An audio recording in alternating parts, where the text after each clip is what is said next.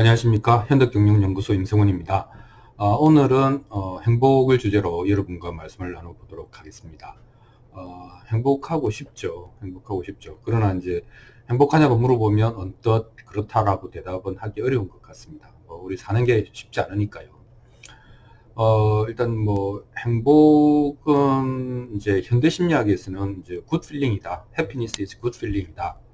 라고 거의 정리가 되는 것 같습니다. 그러니까 과거 시험에 급제한다든지 로또가 맞는다든지 하는 이런 한 방이 아니고 가랑비에 옷이 젖듯이 이렇게 스며드는 작지만 어떤 확실한 굿 필링들을 거듭거듭 경험하는 게 이제 행복이다. 이런 이제 거의 합의에 이르는 것 같습니다. 근데 이제 오늘은 제가 이제 그런 얘기도 소개하겠지만 그 어원적으로 보면 이 해피니스라고 하는 것은 그 해픈이라는 거하고 비슷합니다. 그러니까 우리가 행복을 잘 이해하면 행복한 것만 행복한 게 아니고 그냥 이 해픈, 우리 앞에 일어나는 모든 일에서 우리는 행복을 느낄 수 있다, 행복하다 이렇게 얘기할 수도 있겠습니다. 그리고 또 굿 필링을 우리가 이제 그 갓 필링이라고 하는 것과 비교해서 생각해 보면 좋은 느낌만이 좋은 것이 아니고 그러니까 신적 신이 느끼기에는 좋다 나쁘다가 없을 거 아닙니까? 모든 것이 신이잖아요. 그렇게 해서 좋다 나쁘다의 개념을 떠날 수 있다면, 그리고 행복하다 행복하지 않다의 개념을 떠날 수 있다면 우리 눈앞에 일어나는 모든 것에 대해서 인간적인 행복이 아니라 거의 신적인 행복을 누릴 수 있다. 그리고 행복에는 어쩌면 이것이 비밀 코드일 수 있다 하는 생각을 해봅니다. 그러니까 우리는 눈앞에 모든 것을 받아들이기 전까지는 행복할 수 없다. 또 우리는 신적인 우주적인 눈을 가지기 전까지는 좋은 느낌을 받을 수 없다. 이게 행복의 비밀이다. 이렇게 이야기할 수도 있겠습니다. 한번 여러 가지 행복에 대해서 여러분들과 말씀드려 보도록 하겠습니다. 첫 번째 행복은 이제 너무나 인간적인 행복이죠. 우리가 진짜 배부르면 되는 거 아닙니까? 뭐가 너무 인간적이잖아요. 첫 번째 행복은 이제 이런 얘기를 할 수 있겠습니다. 죽지 않고 살아있다. 살아있다. 사는 게 행복이죠. 그거를 이제 다양한 행자를 씁니다. 그리고 이제 두 번째는 먹을 게 있다. 그럼 요게 이제 보면은 신에게 제사를 지내기 위해서 이제 제물, 즉 음식을 이렇게 쌓아놓은 모습이거든요. 그러니까 간단하죠. 살아있고 먹을 게 있으면 행복한 겁니다. 인간적이고 소박한 행복론 아닙니까? 이 관점에서 보면 현대인들이 웬만하면 행복하지 않을 이유가 이 기준으로 보면 없을 것 같은데 우리는 행복하다고 선뜻 말할 수가 없습니다. 그래서 두 번째 행복을 한번 찾아보겠습니다. 진화심리학적으로 이제 행복이 뭐냐? 아까 이제 굿필링으로 이제 거의 합의가 된 것인데 이 굿필링에 대해서 이제 분석한 내용이 이런 겁니다. 그러니까 서은국 교수라고 이제 아마 연세대 심리학과 교수일 텐데 한국에서는 행복학 연구를 많이 하신 분입니다. 유명하신 분인데 이분의 그 생각은 여기 보시면 생존과 번식, 행복은 진화의 산물이다 이런 표현을 쓰지 않습니까? 진화 심리학적으로 보면은 행복은 굿필링인데 굿필링은 언제 일어나느냐? 사랑하는 사람과 밥을 먹을 때 일어난다는 것이죠. 그러니까 진화 심리학에서는 이제 굿 필링, 좋은 느낌이 행복인데 행복은 두 가지라는 겁니다. 밥을 먹어야 된다. 아까 똑같죠. 생물학적으로 밥을 먹어야 된다. 그리고 근데 혼자 먹지 말고 사랑하는 사람과 먹어야 된다. 이런 것입니다. 왜 그런가? 밥을 먹는다는 것은 생존한다는 것이고 사랑하는 사람, 이제 그 이성의 배우자와 함께 먹는다는 것은 번식이 유리하다는 것이죠. 그러니까 굿 필링은 뭐냐면 생존과 번식에 유리한 환경이 조성되고 그렇게 느꼈을 때 우리가 받는 느낌, 그것이 굿 필링이고 그것이 행복감이라는 것이다. 이렇게 이제 얘기를 하고 있습니다. 우리가 거부할 수가 없죠. 사실 고3 아이들을 격려하는 슬로건 중에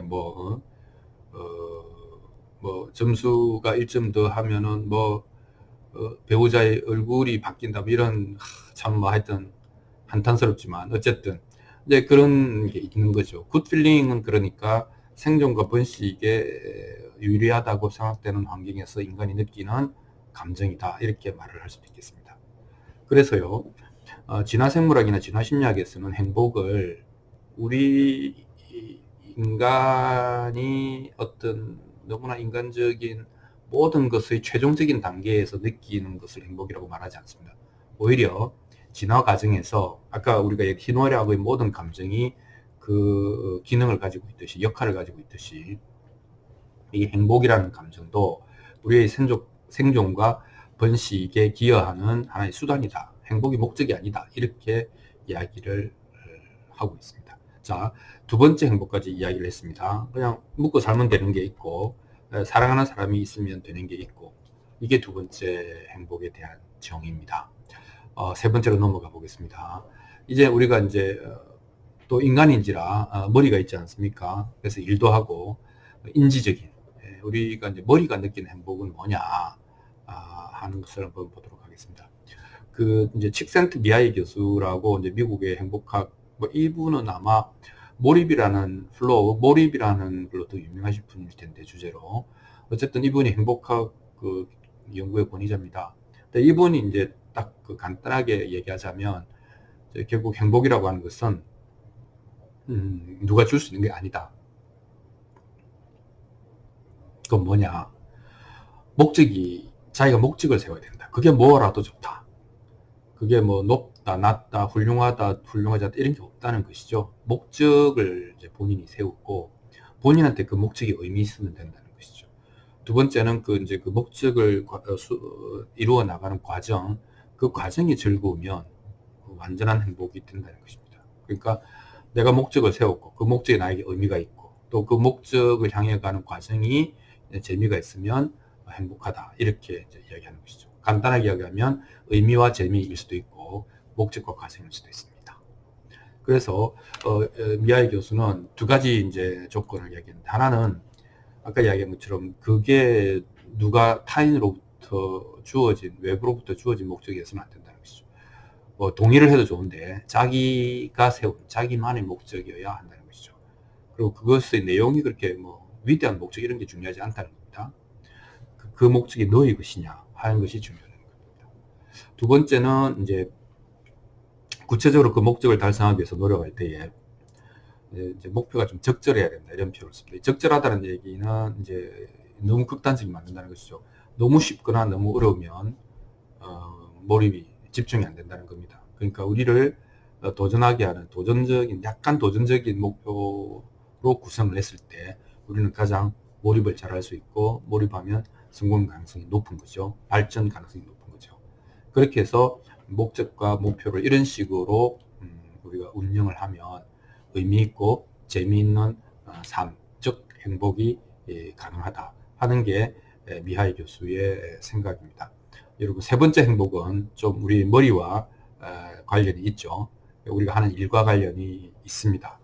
여러분은 이런 세 번째 행복을 누리고 있는지 모르겠습니다. 만약에 이게 잘 안 된다면 자신의 목적과 목표 그리고 의미와 재미 그리고 그것이 자기가 만든 것인지 또 그것이 적절한 것인지 검토해 볼 필요가 있지 않겠습니까? 예, 이렇게 해서 세 번째 행복에 대해서 우리가 알아봤습니다. 네 번째 행복은 이제 조건문을 갖고 있는 행복입니다. 그리고 우리가 이제 잘 의식하지 못해도 그냥 일반적으로 행복에 관한 그 생각, 그건 아마 이런 걸 거라고 생각합니다. 즉, 조건에 의지하는 행복에 대해서 한번 알아보겠습니다. 그러니까 우리가 이제 행복의 크기를 원하는 것분이 가진 것 이렇게 이야기할 수 있지 않겠습니까? 예를 들면 뭐 철학자 디오게네스 같은 분은 원하는 것을 제로로 만들면 이게 분모가 제로가 되면 뭐 이 크기가 거의 무한대로 가지 않습니까? 그래서 그 뭐 체면까지 포함한 인간적인 체면까지 포함해서 내가 원하는 모든 것을 포기하면 즉 욕망을 제로로 만들면 나의 자유의 크기는 무한대가 될 수 있다. 그렇게 해서 이제 견유학파를 한 거잖아요. 그래서 이제 우리가 행복을 경영할 때에 결국은 노력을 해서 가진 것을 늘려나가는 방법, 그 다음에 마음을 잘 구조조정해서 원하는 것을 합리적으로 이제 줄여나가는 방법, 꼭 필요한 것을 가지는 방법인데, 이런 것들을 통해서 우리가 이제 행복을 경영할 수가 있잖아요. 근데 이걸 이제 문장으로 전환을 하면 이런 것이죠. 조건문이죠. 우리가 이제 영어 배울 때 뭐 if 조건절 많이 했지 않습니까? 만약 뭐뭐 하다면 행복할 텐데, 이렇게 나는 만약 뭐뭐 하다면 나는 행복할 거야. 그럼 거꾸로 하면 그렇지 못함으로 나는 지금 행복하지 않아, 이렇게 될 수도 있죠. 또 다르게 이야기하면 이것이 충족될 때까지는 나는 행복할 수 없어, 행복하지 않을 테야, 이렇게 될 수도 있는 것이죠. 그러니까 결국은 뭐라고 해도 가진 것에 의존하는 조건이 있는 행복이라고 하는 것은 사실 자유롭지는 않습니다. 근데 이제 이 만약 뭐뭐 하다면이라고 하는 것이 대부분은 우리가 이제 사회적으로 희소할, 누구나 부러워하는, 누구나 가지고 싶어 하는 것들이라는 것이죠. 그래서 이런 희소한 가치를 이제 획득할 수만 있다면 나는 행복할 것이야. 그러니까 나는과 행복하다라고 하는 그 사이에 조건이 들어가는 것이죠. 그래서 이제 이 희소한 가치라고 하는 건 우리 아는, 뭐 잘 아는 거죠. 돈, 명예, 권력, 영향력, 뭐 그죠, 명성, 뭐. 또 요즘은 남자의 식스팩과 뭐 여자의 V라인, 뭐 하여튼 아름다움, 이런 것도 요즘 권력이죠. 그리고 이제 뭐 이 굉장한 건강, 뭐 이런 것까지 해서 어쨌든 남이 부러워할 만한 것을 획득하면 그 조건 때문에 나는 그 행복할 거야, 이런 이제 얘기를 할 수 있습니다. 이 부분에 대해서 우리는 이제 느낌이 참 많습니다. 그런 것 같기도 하고요. 또 그렇다면은 뭐 돈이나 권력이나 아름다움을 가진 사람이 다 행복해야 될 텐데 또 뭐 그런 것 같지도 않고요. 그래서 이렇다고도 저렇다고도 확실히 말을 할 수가 없는 것이죠. 여러분이 만약에 이런 종류의 행복을 추구한다면 이 행복 함수를 잘 경영해야 되지 않겠나 싶습니다. 그리고 여러분들이 그 조건문에 들어가는 그 여러분이 얻고자 하는 희소한 가치에 대해서도 잘 검토해 보시기 바랍니다. 네 번째 행복에 대해서 우리가 이제 질문해 봐야 되는 것은 꼭 이래야 되는가? 그죠? 이 조건은 일단은 우리가 이제 자유롭지 않다고 하지 않았습니까? 조건부니까. 그래서 이제 이런 질문을 해보는 거죠. 이게 조건 없이 그냥 행복할 수는 없나? 조건에 의존하지 않고 행복해지는 길은 없나? 뭐 이런 이제 질문은 자유 아닙니까? 그래서 질문을 해볼 수 있다고 생각합니다. 자, 그래서 그 질문을 잠깐 마음에 품고 이번에는 다섯 번째 행복을 생각해 봅시다. 실증 연구가 있습니다. 사람은 도대체 어떻게 행복해지는 거야? 행복에 관한 실증 연구가 있는데 그것은 이제 이렇게 나왔습니다. 사람마다 약간 고유한 행복값이 있는 것 같다. 그러니까 어떤 사람은 뭐 그러니까 상황은 비슷한데 어떤 사람은 참 좋다고 느끼고 어떤 사람은 뭐 그저 그렇다고 느끼고 어떤 사람은 안 좋다고 느끼지 않습니까? 그거는 경험적으로 이제 알죠. 그래서 그 행복값이 있는 것 같고 그 행복값을 분석해 봤더니 유전과 환경과 태도 뭐 이런 것들로 이루어져 있더라는 것이죠. 그래서 유전이 한 50% 되고 이것도 놀라운 일이죠. 그러니까 행복을 느끼는 어떤 능력이라고 해야 될까요? 타고난다는 겁니다. 그리고 우리가 아까 이야기한 희소한 뭐 사회적 그 가치 같은 일이 우리가 사실은 생각보다 중요하다고 생각하는데 실제로는 그 환경, 여러 가지 나를 둘러싼 환경이 주는 행복의 요소는 한 10% 정도 된다는 겁니다. 이것도 참 놀라운 결과입니다. 이제 그리고 유전이나 환경은 이제 우리가 선택해서 가질 수는 없고 우리에게 주어진 하나의 어떤 그 변수인데 이 독립 변수가 있습니다. 그거는 뭐냐면 내가 세상에 대해서 가지는 태도, 이것이 또한 40%를 차지하더라. 그러면 상대적으로 이제 내가 어떻게 할 수 있는 것, 그걸 통해서 나의 행복값을 올릴 수 있는 것, 그것이 이제 태도라고 하는 것이죠. 이렇게 실증 연구가 났습니다. 그러니까 우리가 이제 뭐 이제 조건으로 형성된 것이잖아요. 유전이라든지 양육 환경이라든지 현재 나의 환경이라든지 뭐 이런 것들을 가지고 또 이제 거기서 형성된 나의 태도, 이런 것들을 가지고 우리는 우리에게 다가오는 모든 자극들에 대해서 반응하잖아요. 그럼 우리가 이제 그런 어떤 반응하는 특유의 일관된 혹은 뭐 좀 구별되는 스타일이 있다, 어떤 반응 패턴이 있다 하면 이게 이제 성격이잖아요. 그러니까 돌고 돌아서 행복은 성격이 되어버리는 것이죠.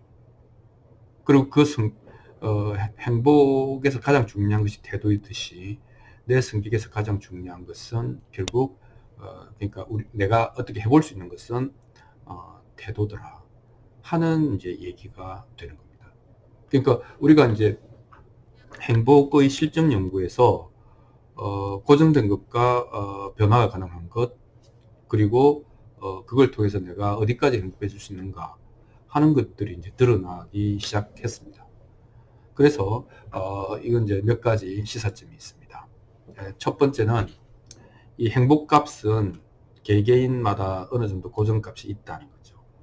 다르게 얘기하면 내가 태도를 극적으로 바꾸지 않는다면, 변화시키지 않는다면 좋은 일이 일어나든 나쁜 일이 일어나든 일정한 시간 후에 내가 느끼는 행복의 수치는 비슷해질다라고 할 수 있다는 겁니다. 즉 로또를 맞은 사람이나 척추장애를 입은 환자나 결혼한 사람이나 이혼한 사람이나 1년 후에 느끼는 그 행복 정도는 그 1년 전에 그 사건이 있기 전에 느꼈던 행복의 정도와 크게 다르지 않게 수렴해 가더라 하는 이제 발견입니다. 이것도 놀라운 발견이죠. 우리는 이것만 되면 행복할 거야, 이게 만약에 안 된다면 또는 이걸 내가 잃는다면 내 인생은 끝난 걸 거야 라고 우리는 굉장히 조건부로 행복을 생각하지만 실제로 그렇지 않더라는 겁니다. 무슨 일이 일어나도 개인에게 비교적 일관되게 행복값은 고정값이더라 하는 겁니다. 이제 두 번째는 그래서 유일하게 인간이 바꿀 수 있는 게 태도더라. 태도는 여러 가지가 있겠죠. 뭐 부정적, 긍정적부터 시작해서. 그래서 이제 굳이 우리가 이야기할 때 그러면 지금의 내가 느끼는 행복보다 더 나은 행복을 원한다면 이 태도를 바꾸어야 한다. 바꿀 수 있다. 그리고 그것만이 행복에 이르는 길이다. 이렇게 얘기를 한다는 겁니다. 자, 여러분 태도를 바꾸어서 내가 행복을 찾을 수 있을까요? 또는 더 행복해질 수 있을까요? 여러분은 어떻게 생각하십니까? 저는 제 개인적인 경험으로는 굉장히 맞는 얘기다 이렇게 이야기를 하고 싶습니다. 자, 그러면 어떻게 태도를 바꿔서 행복을 가지느냐 하는 것들에 대해서 얘기를 하면서 마무리를 해볼까 합니다. 자, 단어만 바꾸면 됩니다. 반드시 이래야 된다 하는 것을 지우고 그냥 로 바꾸면 되는 겁니다. 뭘 의미하느냐? 한 두세 가지 의미가 있습니다. 첫 번째는 우리가 이제 뭐 복잡하고 정교하고 빡 짜여진 사회에서 우리 이제 목적도 있고 목표도 있잖아요. 그게 있으면 그냥 하는 거죠. 반드시가 아니고 그냥. 그러니까 뭡니까? 열심히 하지만 꼭 뭐 돼야 된다거나 안 되면 안 된다거나 그 엄청난 기대를 건다거나 또 이렇게 될 거야라고, 그렇게 되면 이렇게 될 거야라고 예상을 한다거나 그러면 어떻게 됩니까? 긴장하게 되겠죠. 그럼 몸이 굳고 유연해지지 못하겠죠. 그러면 오히려 집중이 깨질 수도 있습니다. 그러니까 그냥 목적도 좋고 목표도 좋은데 있으면 그냥 하면 되는 거죠. 그냥 열심히 좋아하는 게 있으면 열심히 그냥 하는 것입니다. 두 번째는 이제 아이러니한 건데 나는 이렇게 하루 중에 자기 자신에 대해서 막 나는 이렇다, 나는 이렇게 말하는 사람하고 또 비슷하게 나는 행복해야 돼, 나는 잘 살아야 돼 라고 하는 사람이 실제로 행복하거나 잘 살기가 어렵다는 겁니다. 그거는 여러분 직관적으로 알 수 있겠죠. 그러니까 행복은 잊어라, 코끼리는 잊어라, 그죠? 그래서 이 행복 강박증, 또 요즘은 무슨 자아실현까지 하라고 하잖아요. 무슨 그게 숙제가 돼버렸잖아요. 자아실현, 이거 무슨 말인지 알긴 알겠습니까? 근데 뭐 그걸 하라고 하잖아요. 그래야 된다, 그래 해줘야 된다고 하잖아요. 그래서 그런 강박을 다 버리고 좋아하는 게 있으면 그냥 해라. 이것도 그냥이지 않습니까? 그래서 나는 행복해야 돼, 나는 자아실현을 해야 돼, 나는 진정한 자신을 찾아야 돼. 이게 어떻게 보면 진짜 문제일 수도 있다. 그냥 두 번째 그냥이 이겁니다. 자, 세 번째 그냥은 그러니까 그러면 어떻게 하는 거야? 결국 이렇게 되는 거죠. 그냥 인연 따라 사는 거죠.